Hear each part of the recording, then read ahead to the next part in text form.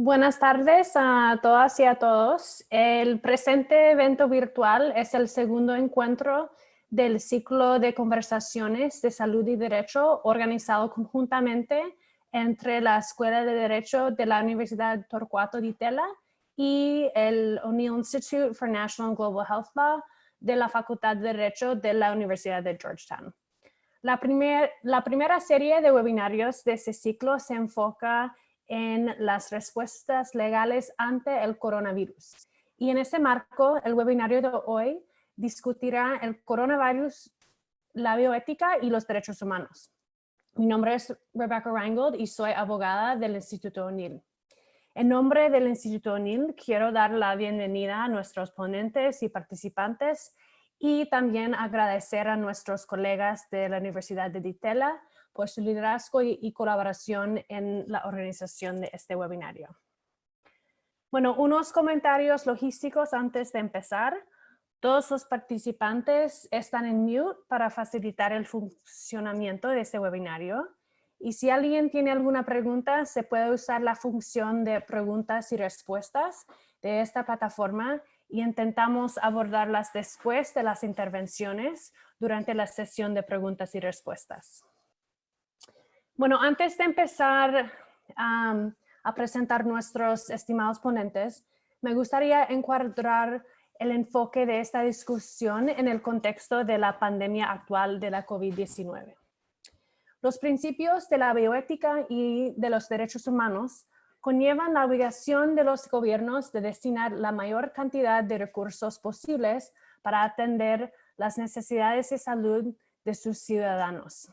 Sin embargo, aún en condiciones normales, muchos países enfrentan situaciones en las que los recursos disponibles no sean suficientes para atender todas las necesidades de salud de la población, debido a sistemas de salud sobrecargados, tratamientos y procedimientos médicos costosos, entre otros factores. En este contexto, siempre hay que racionar los recursos. La pandemia de la COVID-19 ha exacerbado estos retos ya existentes y ha generado nuevas carencias de equipos intervenciones médicos como ventiladores, camas de cuidados intensivos, pruebas y equipos de protección personal.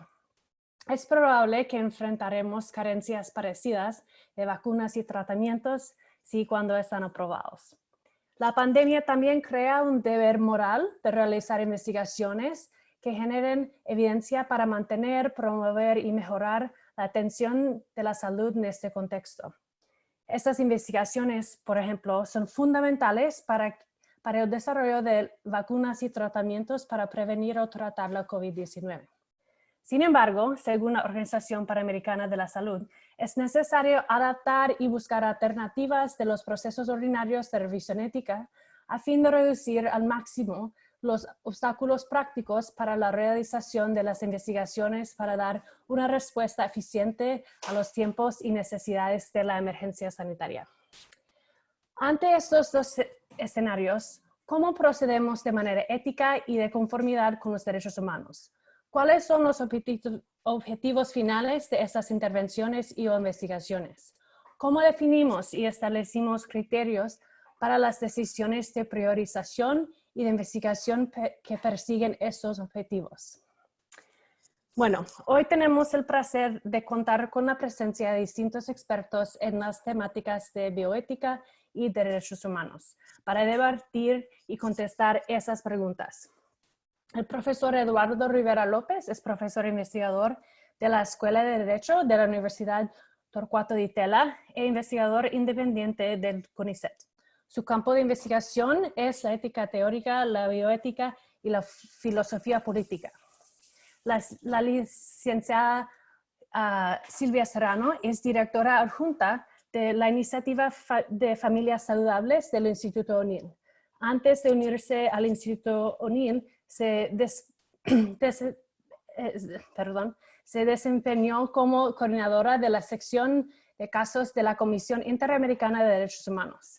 Y la doctora Carla Sáenz es la asesora regional de bioética de la Organización Panamericana de la Salud. En tal rol, La doctora es responsable del Programa Regional de Biótica de la OPS, que brinda asistencia técnica principalmente en ética de investigación y ética de salud pública a los países de la región. Ahora doy la palabra al primer ponente, profesor Eduardo Rivera López, quien hablará del rol de la bioética en respuesta al coronavirus en términos generales y el contexto actual en Argentina en torno a estos debates.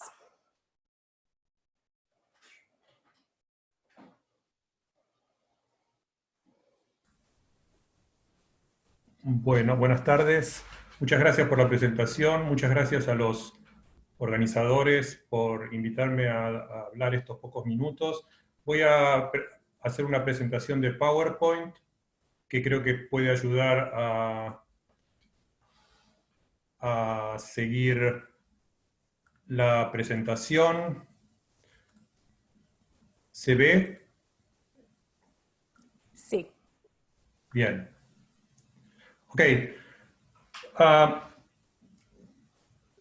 Como dijo nuestra presentadora, hay básicamente dos temas, entre otros, pero dos fundamentales de la bioética en relación con la pandemia. Una es la distribución o asignación de recursos extremadamente escasos, que llamamos genéricamente triaje, y el otro es la investigación con sujetos humanos. Yo me voy a dedicar a este primer punto, que es el hecho de que en estas situaciones de emergencia o de pandemia, o en otras situaciones también, se da el caso en el que la cantidad de recursos es insuficiente para satisfacer la demanda de ese recurso sanitario. Voy a empezar por una definición más o menos estándar de triaje, que proviene del hecho de clasificar pacientes de acuerdo con su gravedad y de acuerdo con su necesidad de acceso a determinados recursos. Una definición más precisa sería que hay una situación en la que un recurso terapéutico vital X es tal que la cantidad de personas para las cuales X está médicamente indicado es mayor que la cantidad de personas a las cuales se le puede asignar ese recurso X. Ese recurso puede ser un medicamento, puede ser un tratamiento, puede ser un respirador, puede ser una cama de cuidados intensivos, puede ser un recurso humano calificado suficientemente para tratar al paciente, etc. En diferentes contextos se han dado diferentes situaciones. Por ejemplo, en la Argentina existe el temor de que la principal carencia o escasez sea justamente la de recursos humanos y no tanto la de respiradores o camas en cuidados intensivos. Cuando uno tiene una situación de escasez radical o de triaje, bueno, hay diversas maneras de enfrentar esta situación. Se supone que la mejor manera es disponer de algún tipo de reglas. Si uno no tiene esas reglas, lo que ocurre es que las decisiones son tomadas aleatoriamente, casuísticamente y de manera totalmente caótica. Y esto trae una serie de problemas que son bastante obvios. Varios de esos problemas al menos se morigeran. Hay dos básicamente tipos de reglas. Las reglas pueden ser procedimentales, que establecen quién tiene la autorización para tomar decisiones de asignación, qué pasos deben seguirse para tomar esas decisiones, y hay reglas sustantivas. En general, los documentos y las guías que se utilizan para este tipo de situaciones enfatizan mucho a las reglas procedimentales, y efectivamente disponer de un conjunto de reglas procedimentales claras y explícitas es fundamental por muchas razones, de las cuales yo aquí menciono algunas, como que otorga legitimidad y transparencia a las decisiones, disminuye la probabilidad de corrupción o abuso, disminuye la probabilidad de arbitrariedad, es decir, de toma de decisiones sin ninguna justificación, otorga consistencia al sistema de decisiones entre diferentes actores, puede evitar sesgos discriminatorios,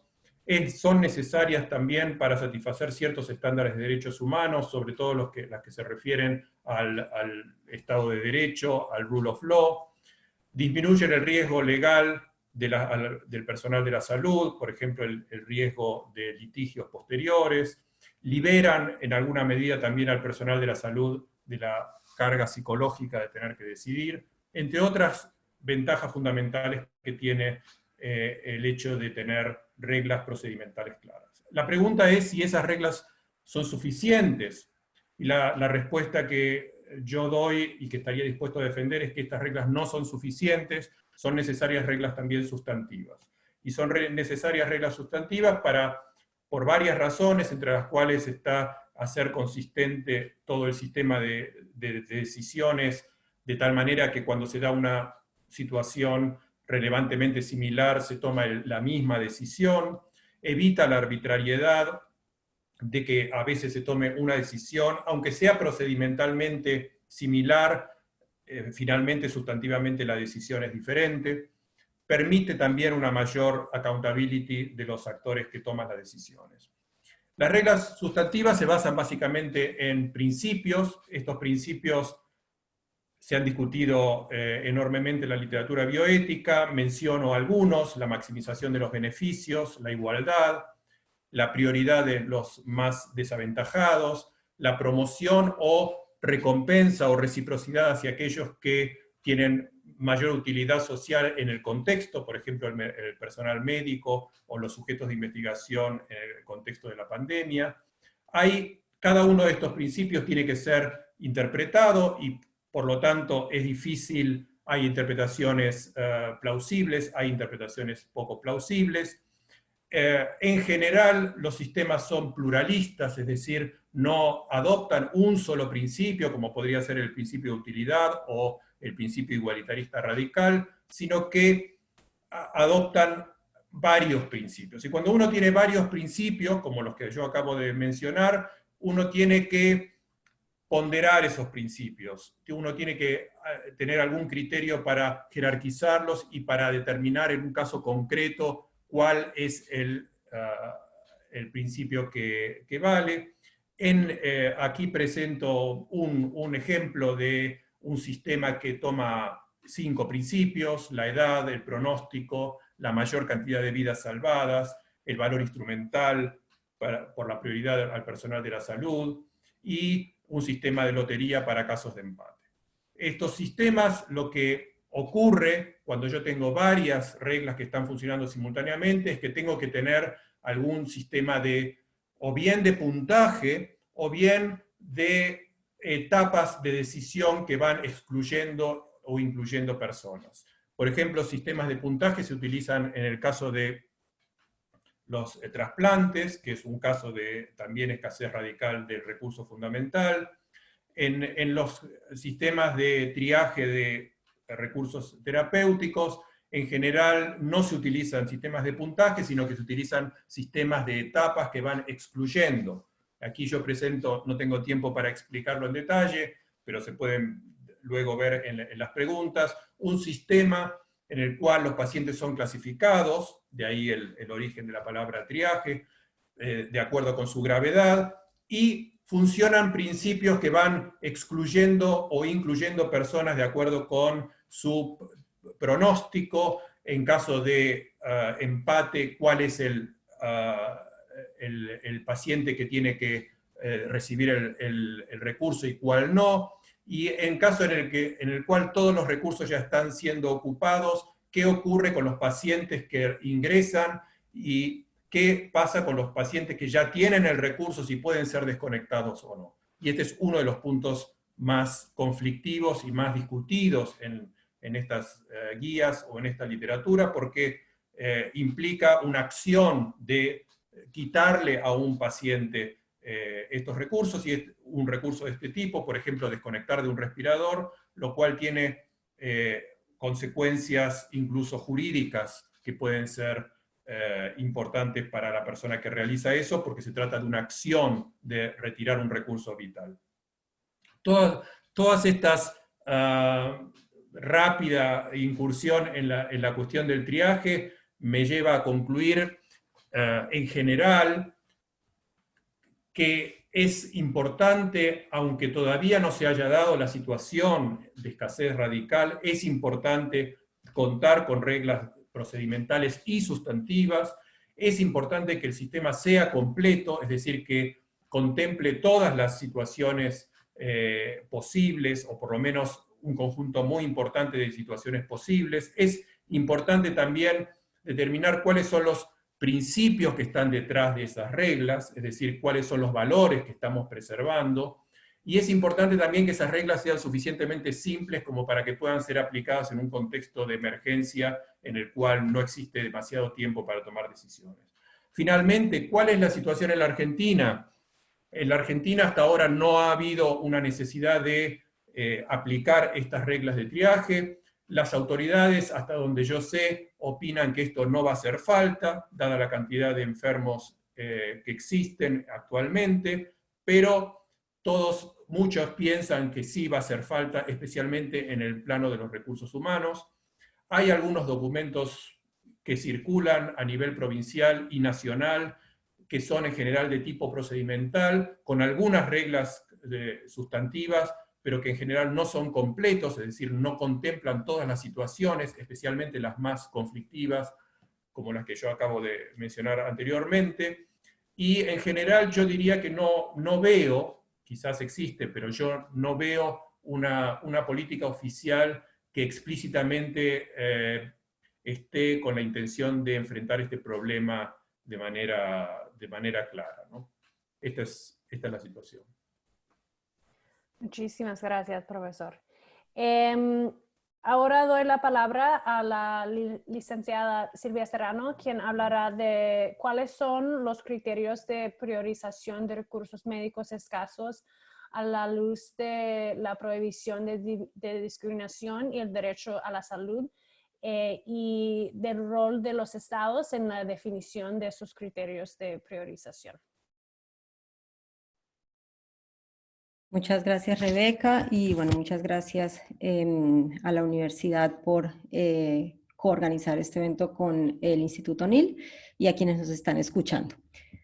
Bueno, yo me voy a enfocar en mi intervención en un tema similar al que hablaba la persona que me antecedió, y lo voy a enfocar en la cuestión del racionamiento de medios para terapia intensiva, como lugares en unidades de cuidados intensivos, ventiladores, sin desconocer, como decía Rebeca desde el inicio, que la problemática de escasez de recursos médicos en este contexto puede llegar a ser más amplia.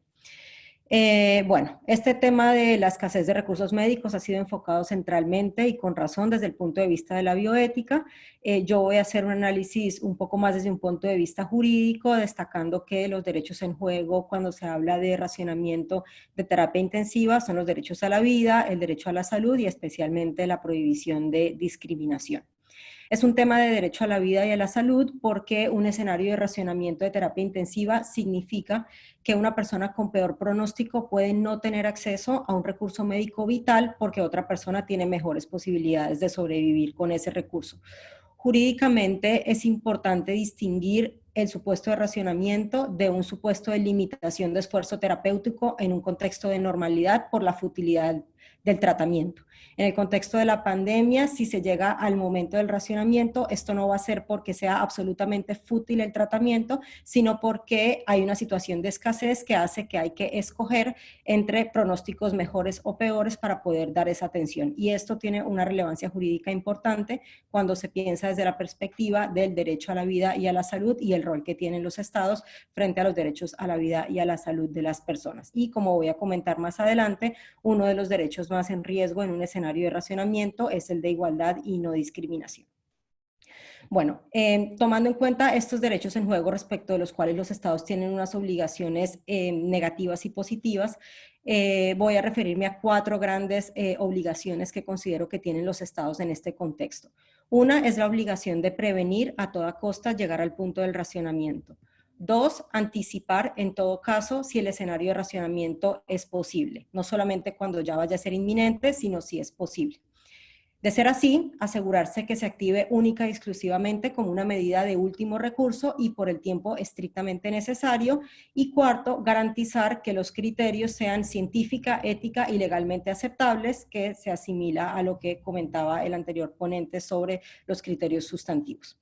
Entonces, no voy a entrar en detalle en la obligación de prevenir, solo dejar mencionado aquí que las propias medidas de aislamiento para evitar la propagación masiva y el colapso del sistema de salud son fundamentalmente las medidas preventivas, además de las medidas urgentes de fortalecimiento de la capacidad de respuesta. Sobre la obligación de anticipar, quiero destacar 3 temas: la información, la transparencia y los procesos con legitimidad. Los estados deben tener en este momento, y si no la tienen, producir urgentemente información sobre la situación de disponibilidad actual y proyectada en todo el país, no solamente en los cascos urbanos por donde entró el virus a los países, especialmente en América Latina, sino en todo el país, en las zonas rurales, donde en general la capacidad de respuesta del sistema de salud es menor y probablemente sean lugares donde hay menos capacidad de testeo y la propagación se esté dando de manera silenciosa o más retrasada. Esta obligación de anticipar es la que permite que los criterios de priorización sean definidos previamente por la autoridad sanitaria y se garantice su aplicación uniforme y consistente, que es una de las grandes salvaguardas para evitar que se adopte de manera discriminatoria en el momento ya inminente de escasez. Es muy importante evitar una experiencia como la de Italia y la de España, donde lo que ocurrió es que cuando ya era absolutamente inminente la escasez y el racionamiento, se empezaron a difundir una diversidad de fuentes, desde comités de bioética, asociaciones de médicos, muchas veces sin consenso sobre los criterios y sin ninguna claridad de lo que se estaba o se sigue aplicando, todo esto en un contexto problemático de falta de anticipación y liderazgo por parte de las autoridades de salud pública. Por supuesto que las autoridades de salud pública deben estar debidamente informadas por la mejor evidencia disponible para la definición de estos criterios, por la bioética y por las normas nacionales e internacionales de derechos humanos. Pero la aceptabilidad científica, ética y legal solo se puede lograr mediante procesos con ciertas características, fundamentalmente procesos transparentes y participativos.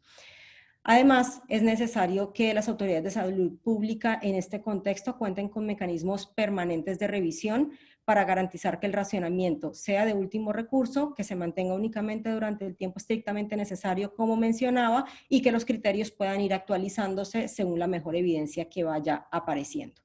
Bueno, habiéndome referido a estas obligaciones de anticipar, voy a pasar un poco a la cuestión más sustantiva, que tiene que ver con los criterios para el racionamiento, intentando darle contenido desde el punto de vista legal a las alertas sobre discriminación que sobre este tema han hecho múltiples organismos internacionales y algunos nacionales en varios países de derechos humanos.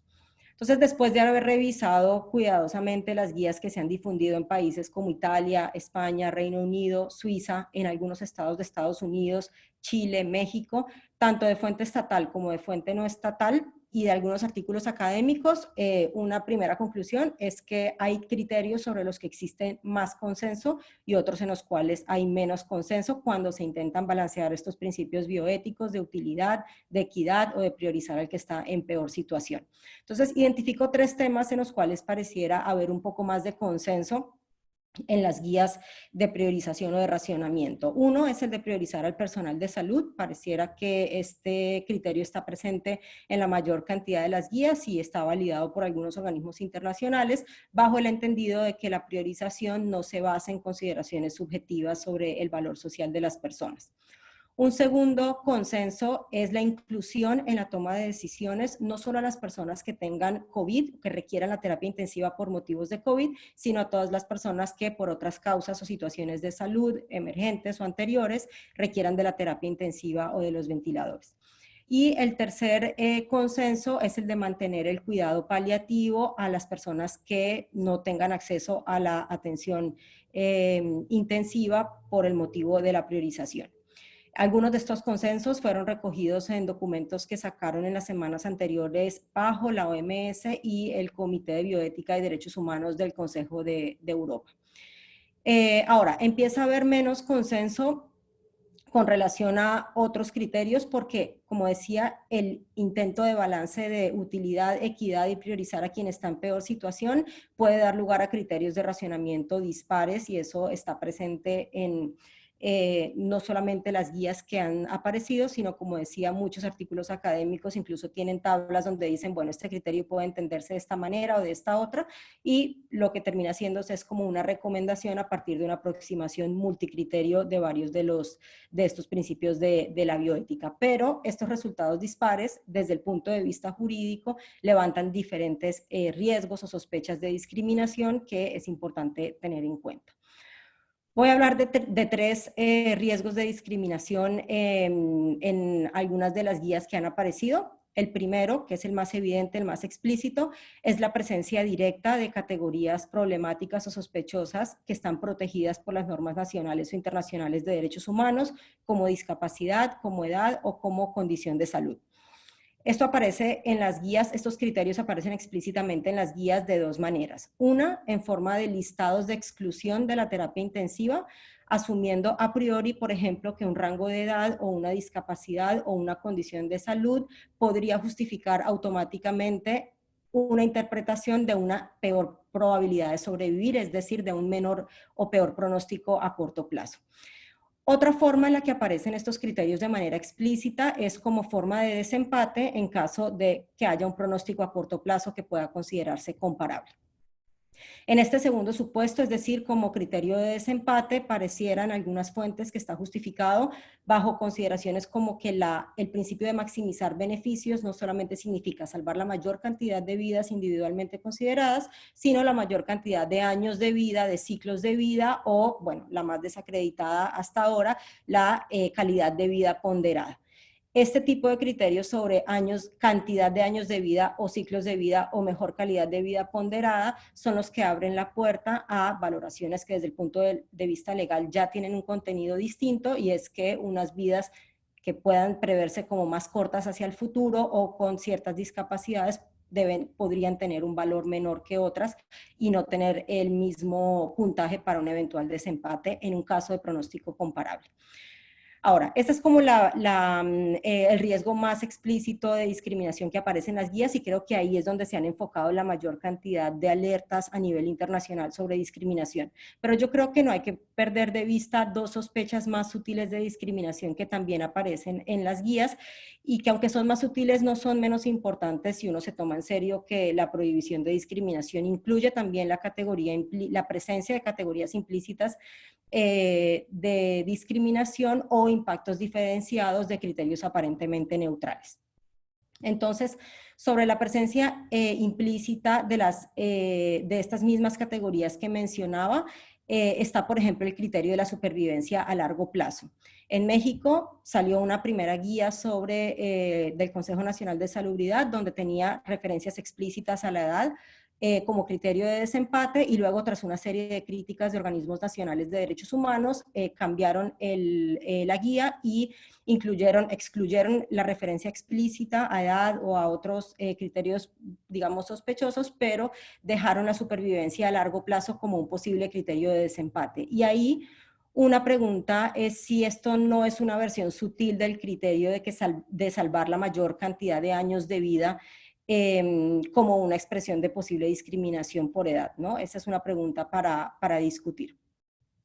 Y el tercer riesgo de discriminación dentro de estos riesgos más sutiles es el de impacto diferenciado del criterio de pronóstico a corto plazo. Es decir, aunque sea el criterio más aceptado y el que se basa en el criterio clínico fundamentalmente, tampoco puede perderse de vista que no es un criterio 100% objetivo en la práctica, porque muchos grupos poblacionales específicos pueden tener peor pronóstico a corto plazo, en muchos casos producto de desventajas históricas y estructurales respecto a acceso a bienes y servicios de salud, y especialmente a los determinantes sociales de la salud que los hacen más vulnerables a la enfermedad y con un pronóstico a corto plazo.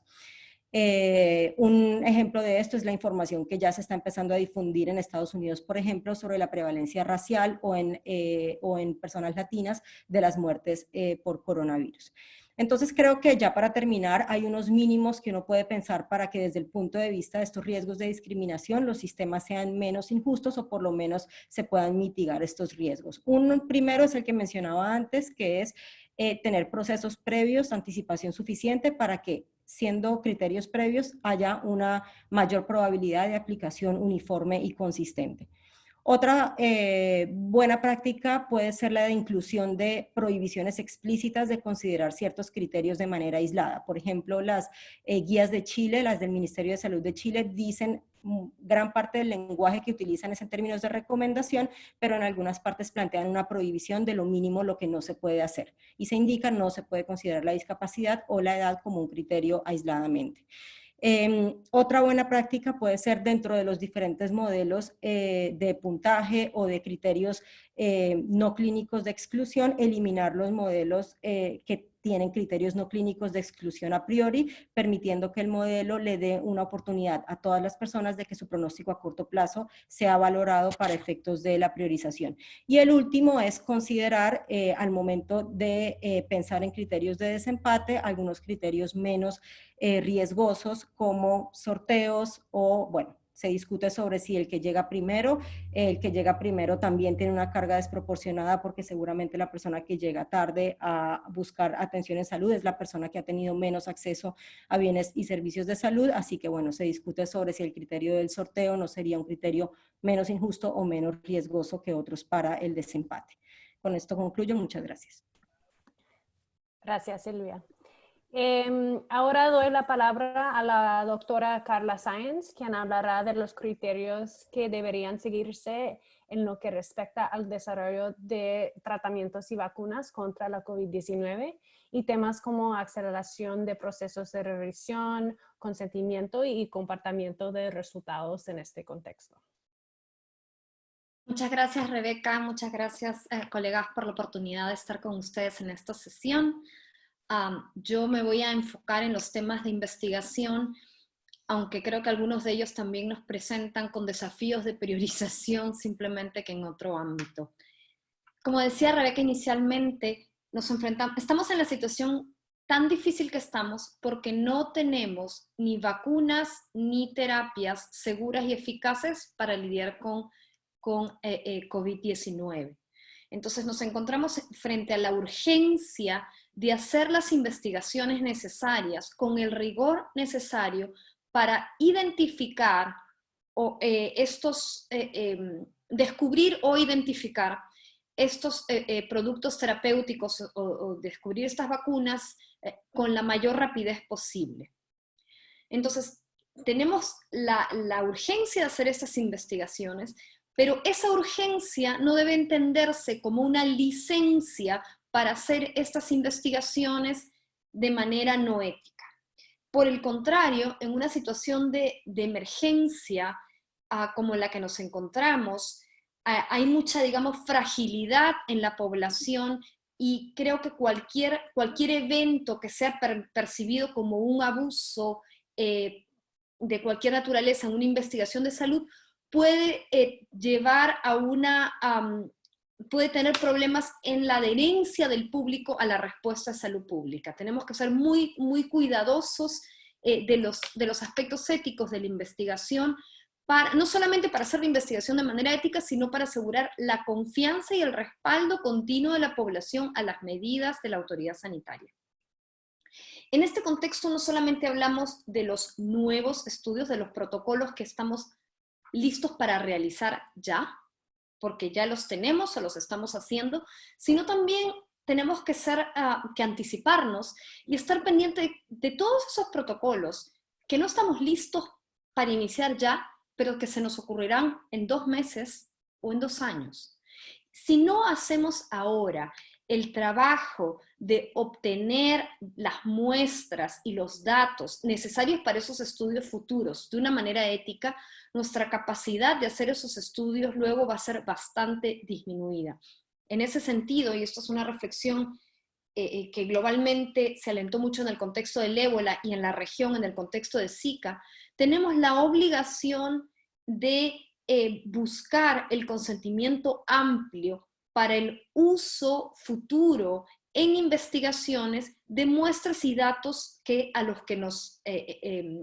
se pueden recolectar ahora. Y con ello no me refiero solamente a muestras y datos en el contexto de la investigación, sino en contexto de los remanentes de los diagnósticos, muestras obtenidas en contextos de vigilancia. Si no pedimos el permiso ahora, usarlos luego va a ser muy difícil, si no imposible. Nosotros en la OPS venimos trabajando en este tema desde hace bastante. Realmente creo que si bien como región avanzamos fortaleciendo nuestra capacidad ética de hacer investigación en situaciones de emergencia, creo que también es cierto que hay una serie de temas recurrentes, preguntas que aparecen en todos los brotes, y algunos de estos temas incluyen qué requiere investigación, qué requiere consentimiento informado, si se puede hacer investigación, una revisión ética de manera rápida o no. Y el punto es que son todos temas para los cuales tenemos una abundancia de orientación ética ya disponible. Los estándares éticos que deben guiar la investigación en una emergencia no son distintos de los que deben guiar una investigación en una situación de no emergencia. En la situación, si debemos hacer si es un estudio para el que corresponde un consentimiento informado, como suele ser para la mayoría de los estudios en una situación de no emergencia, pues corresponderá un consentimiento informado, un proceso de consentimiento informado en la situación de emergencia. Ahora bien, el proceso de revisar un estudio tiene que ajustarse a los tiempos de los que disponemos. Les voy a compartir en este momento la pantalla. Vamos a ver, no soy muy buena. Aquí está. Ok. En el caso, nosotros, quizás ustedes habrán visto ya la orientación ética sobre las cuestiones planteadas por la pandemia de coronavirus que tenemos en la región. A ello hemos desarrollado algunos documentos realmente bastante prácticos con miras a dar la orientación para una revisión ética rápida. Yo creo que no fue hasta el momento del brote del Zika que honestamente yo comprendí cuál era el desafío fundamental que nuestros colegas de los comités de ética estaban enfrentando y que en lo que respecta a una revisión ética rápida. El razonamiento de nuestros colegas era el siguiente: si estamos en una situación en que hay, si la revisión ética es un requisito procedimental, nuestros colegas decían, apartarse de ese procedimiento no es éticamente aceptable.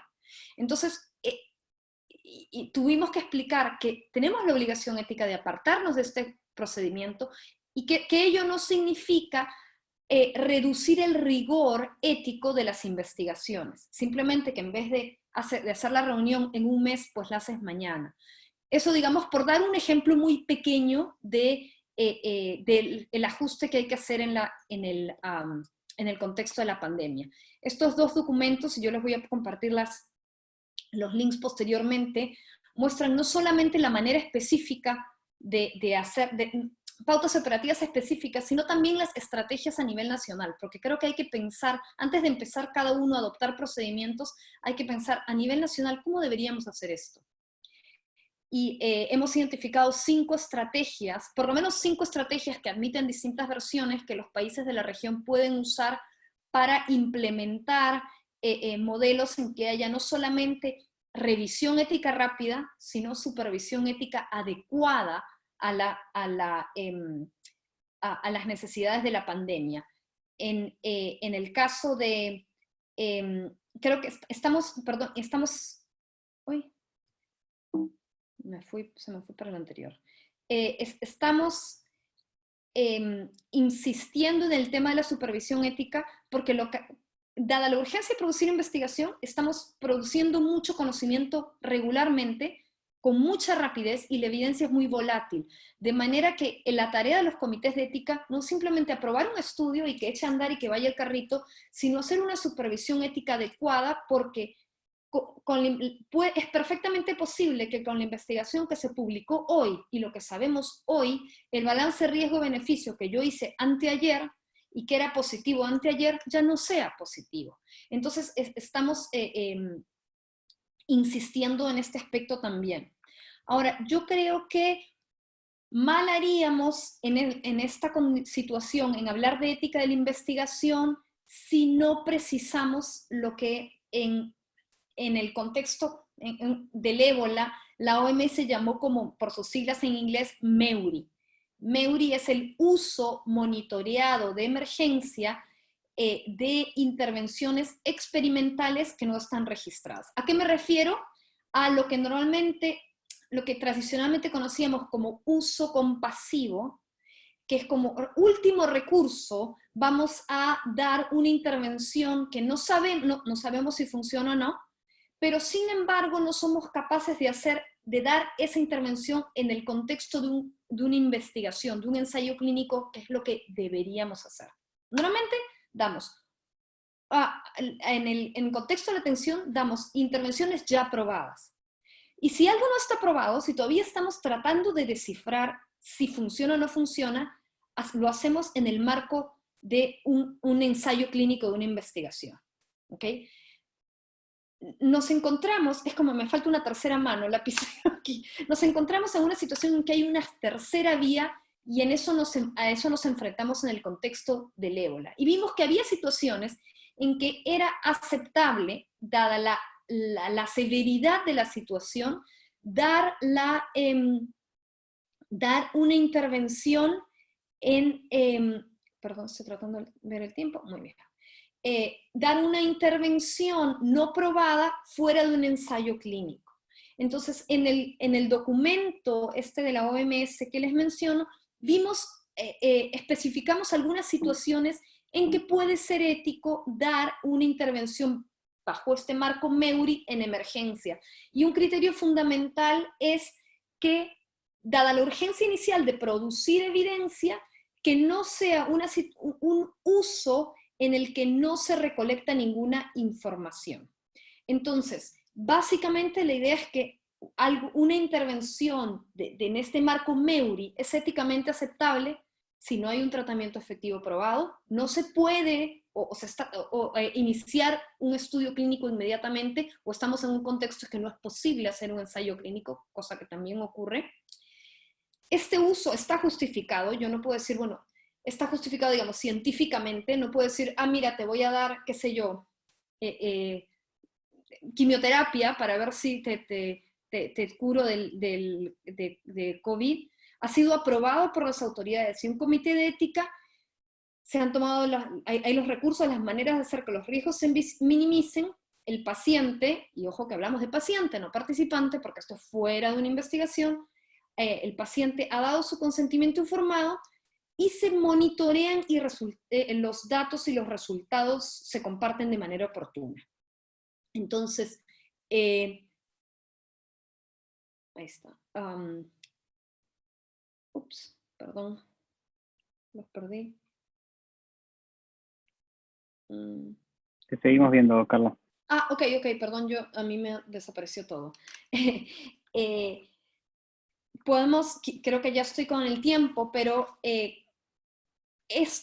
este escenario, creo que cuando concebimos este marco ético para MEURI, no pensamos nunca en la dimensión, en la magnitud de esta pandemia. No pensamos tampoco en algunos desafíos que podría traer, por ejemplo, el uso del plasma convaleciente, que no es un medicamento y que de alguna manera se cuela por las fracturas. Pero bueno, mi tiempo ha terminado, les voy a compartir los links a los documentos y cualquier cosa podemos discutirlo luego. Gracias, Carla. Bueno, gracias a todos nuestros ponentes por sus intervenciones. Ahora la idea es abordar algunas de las preguntas que han surgido a lo largo del webinario. Para el profesor Eduardo Rivera López, ¿los criterios bioéticos de prioridad en la asignación podrían usarse para la prioridad en el acceso a la vacuna una vez que la tengamos?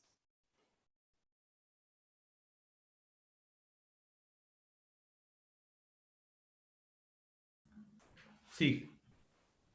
Lo ideal sería que los mismos principios que funcionan para la asignación de recursos en el contexto de la pandemia pudieran servir para otras asignaciones de recursos extremadamente escasos, y uno de esos casos podría ser el de las vacunas.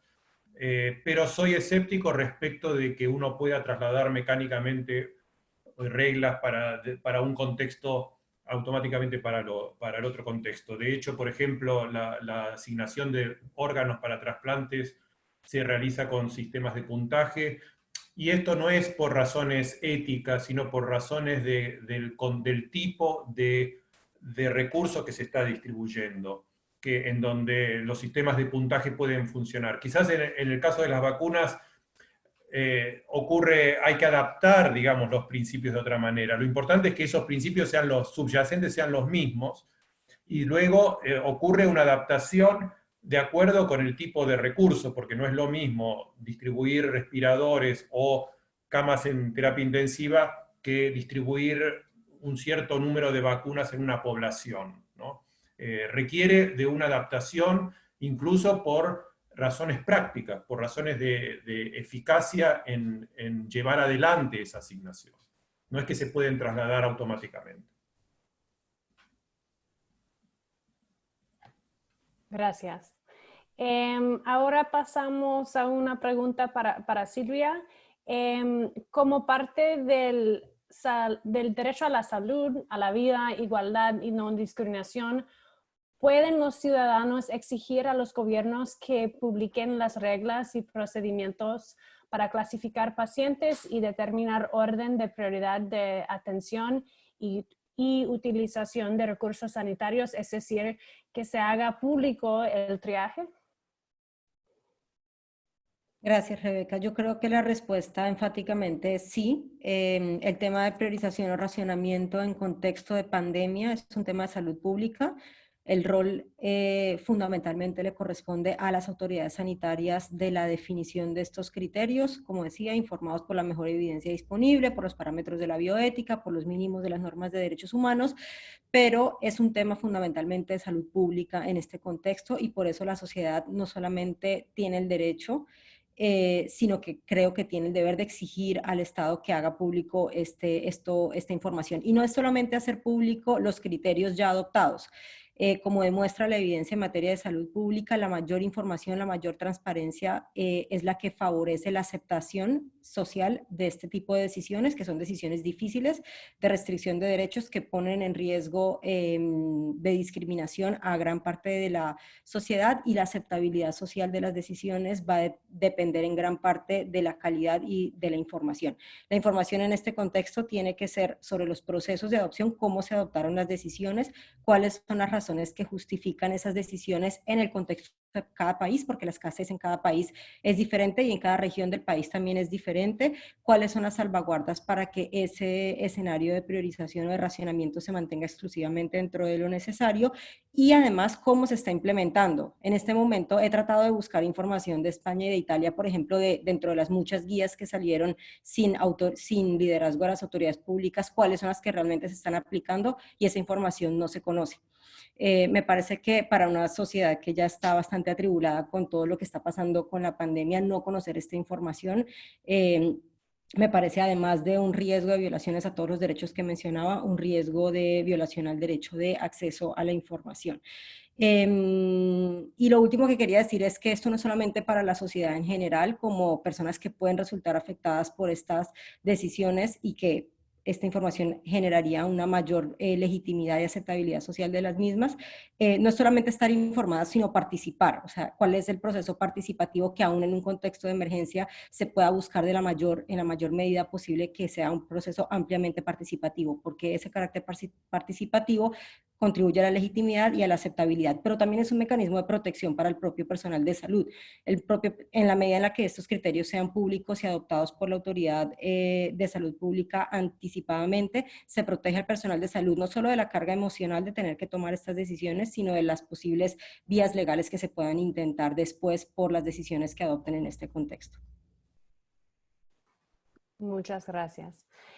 Ahora una pregunta para Carla. ¿Qué desafíos podrían enfrentarse desde la perspectiva de la bioética en un escenario de post-pandemia?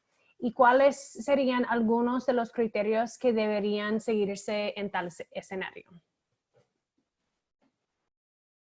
Sí, gracias. Creo que creo que tradicionalmente nos hemos enfocado en la adopción de medidas al iniciar una pandemia y hemos reflexionado poco sobre los procesos para hacer la transición de la pandemia a una situación de no pandemia. Uno de los desafíos más difíciles con los que nos encontramos es el que se ha llamado, por ejemplo, de los pasaportes de inmunidad. ¿En qué medida es éticamente aceptable, bajo qué condiciones es éticamente aceptable usar pasaportes, salvoconductos de inmunidad para hacer una transición a la vida normal de la sociedad? Creo que en general un tema, nuevamente, los temas de priorización son tan importantes que surgen en una serie de escenarios distintos. ¿Cómo priorizamos nuestra obligación de proteger la salud versus nuestra obligación de poder sostenernos, de poder hacer las otras actividades de nuestra vida, teniendo en cuenta que muchas personas no están como nosotros percibiendo su sueldo trabajando desde casa, sino que no están percibiendo ningún ingreso y no tienen una posibilidad de sostener a su familia en estas condiciones? Hay una serie de temas de salud pública, de ética de salud pública, que son cruciales en el contexto de la pandemia, y para muchos de ellos, no para todos, como que mencionaba anteriormente, pero para muchos de ellos tenemos orientación y reflexión útil. La otra pregunta traía el tema de la reflexión sobre lo que se ha aprendido de epidemias anteriores. Se aprendió mucho no solamente en el caso de la investigación, pues también en el caso de la salud pública. Yo creo que un tema al que no insistimos suficientemente desde una perspectiva ética es el tema de la obligación moral de comunicar a la población y de qué se comunica y cómo se comunica. La obligación moral de comunicar transparentemente la incertidumbre. Eso fue un tema que surgió muy importantemente en el ébola. Creo que, bueno, no que no tuvimos dificultades en la región con el Zika, con este tema, pero creo que de alguna manera lo manejamos mejor. El problema fundamental es que sale la autoridad sanitaria y dice, tenemos la obligación, hay que hacer X, y al día siguiente no hay que hacer X, al día siguiente hay que hacer Y. Entonces, ¿cómo mantener la confianza sostenida de la población en este contexto? Hay muchas lecciones aprendidas también de ética en la vigilancia de salud pública. Estamos haciendo una serie de actividades para saber qué está haciendo la gente, cómo lo está haciendo, recolectar datos, y hay que asegurar una supervisión ética adecuada de todos ellos, ver que no haya discriminación en todas estas tareas que tenemos que hacer, por ejemplo, el seguimiento, ¿cómo se dice? Contact tracing, trazar los contactos para minimizar la propagación. Creo que las tareas de la bioética, de alguna manera lo que se mencionaba anteriormente en la discusión, probablemente uno de los desafíos más difíciles y para el que menos poseemos un marco adecuado de análisis ético o de análisis ético aplicado, es la justicia en la distribución de las vacunas y las intervenciones terapéuticas. Estamos trabajando hay varios proyectos en curso, incluyendo uno liderado por la OMS, para ver criterios, para establecer un marco ético para asegurar esto, porque es muy fácil decir hay que hacerlo todo con equidad y solidaridad, pero finalmente lo que estamos haciendo es ver cuál es el argumento el argumento ético más poderoso que yo le puedo hacer al país que tiene los recursos para dejar de comprar teniendo el dinero para no comprar la cantidad de la vacuna o la cantidad de tratamiento que necesita, a fin de que otro país pueda tener acceso a ella. Entonces, eso en el fondo es un argumento para despriorizar las propias necesidades de esta unidad, que es una entidad nacional, por el beneficio de otras entidades similares. Y normalmente estamos acostumbrados a trabajar estos temas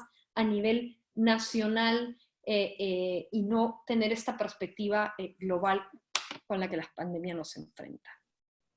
Gracias. Como ya estamos terminando con el tiempo que tenemos, quería plantear una pregunta más que es para todos los ponentes y también ofrecerles el espacio para agregar cualquier conclusión final, reflexión final. Y la pregunta es, para cualquiera, ¿pueden hablar de cómo garantizar la participación de las poblaciones más impactadas por las medidas de distribución de recursos vitales, personas mayores, personas con discapacidad, población carcelaria, indígena, etcétera, en las políticas que se están adoptando? Las han cambiado por reacciones posteriores a las medidas, pero ¿cómo se incorpora la participación desde antes de que se adopten? Bueno, empezamos con el profesor. Muy brevemente, y en conexión con algo que decía acertadamente Silvia Serrano antes, yo creo que la participación e incluso legislación democrática respecto a estos temas es fundamental, pero no es algo que sea factible que ocurra en el medio de la pandemia. Yo creo que los gobiernos, y los estados y las sociedades deberían pensar en estas situaciones excepcionales durante periodos no excepcionales, es decir, durante periodos normales.